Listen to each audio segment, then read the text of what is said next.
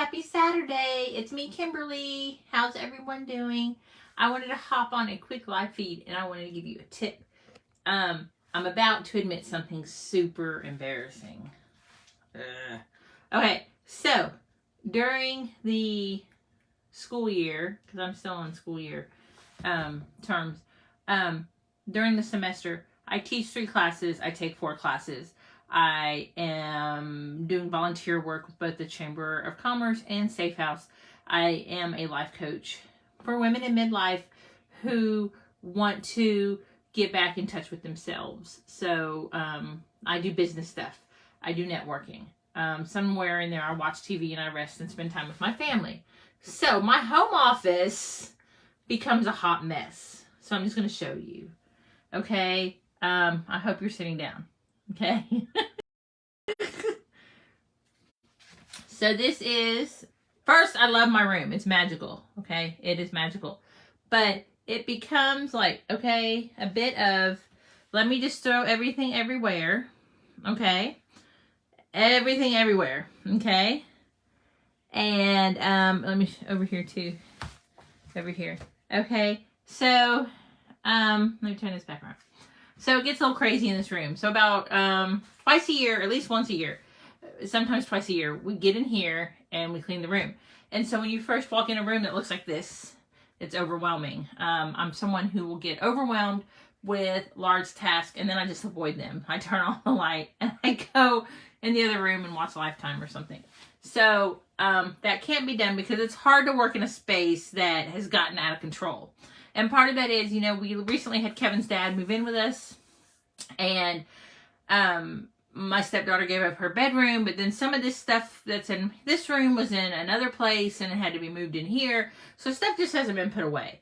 And then, you know, there's stuff from teaching and stuff from my classes, articles and stuff that I need to file. A lot of this is like file, put away, shred, recycle, that kind of stuff, okay? Some of it is I did a craft project and I didn't put back the craft supplies, okay? So, how do you come into a room that is overwhelming, and this is only a 10 by 10 room, but oh my goodness, I look around and I'm like, holy cow.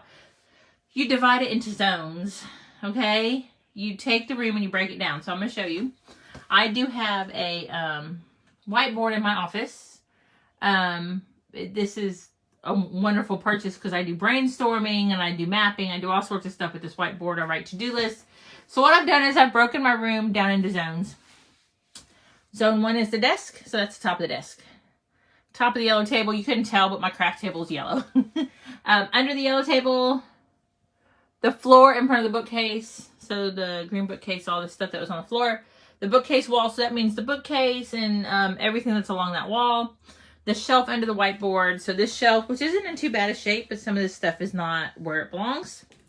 The area next to the desk, which was that box that is overflowing with paperwork that needs to be filed or shredded.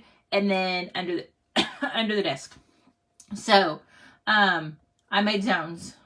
Okay? And what this does is it makes it less overwhelming because I'm not focused on the whole room. Well, here I'll stand with my pretty pink wall behind me. I'm not focused on the whole room, so I'm focused on the zones.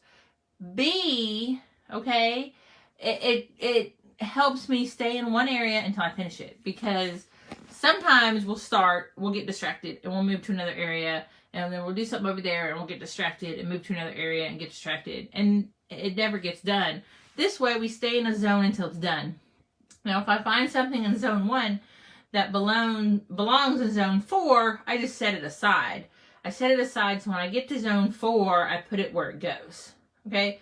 Because contrary to how the room currently looks, I am organized. I use my label maker. Everything pretty much has a spot.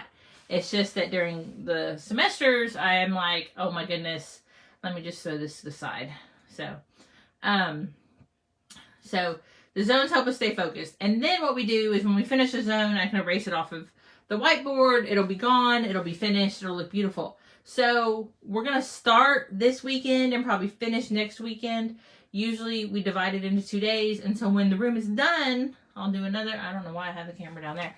When the room is done, we'll do another live feed and I'll show you the finished room.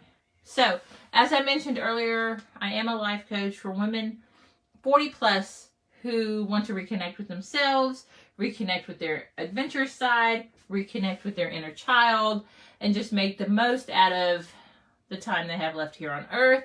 And so if you're interested in learning more about that, let me know. But if not, you just learned a tip, no matter what age you are, on how to confront a big task. It may be your garage, it may be your guest room. You know, you have that room in your house where you kind of just throw everything. Unfortunately, it's my home office, is that room.